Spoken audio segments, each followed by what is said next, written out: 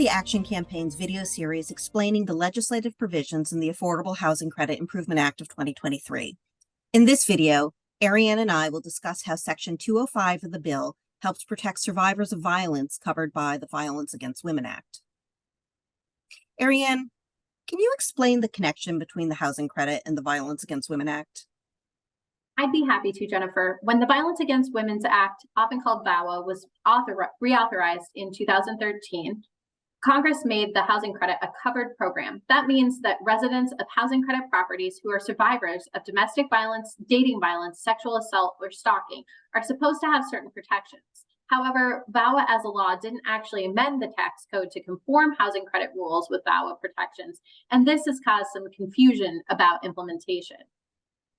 Are there regulations that provide clarity? Unfortunately, no. The IRS has never developed regulations for the housing credit related to VAWA, even though many stakeholders have asked for this over the years, and there's no indication that IRS intends to do so. So what would the Affordable Housing Credit Improvement Act do?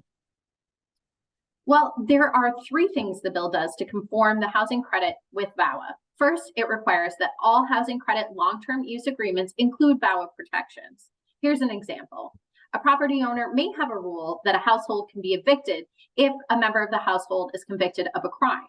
That means that if the police are called out to a deal with an instance of domestic violence perpetrated by one household member against the other, and there's a conviction, the entire household, including the victim of the violence, could be evicted. That's one of the things VAWA aims to prevent from happening. By including those kinds of protections in the housing credit's long-term use agreements, we are clarifying that beyond a shadow of a doubt, survivors of domestic violence who reside in housing credit apartments won't be penalized for their partner's actions. What else? Well, one of the VAWA protections that would need to be covered in the housing credit's long-term use agreement is lease bifurcation. So if two tenants are both on the lease and one is violent and evicted, the other tenant can stay and the lease would be just under their name thereafter. AHCIA requires owners to treat a tenant who has their lease bifurcated due to violence that is covered under VAWA as an existing tenant. Say you have two people living together and only one has income. They qualified as a two-person household with that income. But if one is evicted and the household becomes a one-person household, the remaining person might not be income eligible any longer. This clarifies that the owner does not need to recertify the single tenant's income. And the third thing it does? The bill clarifies that the victims under VAWA qualify under the special needs exemption from the housing credit general public use requirement.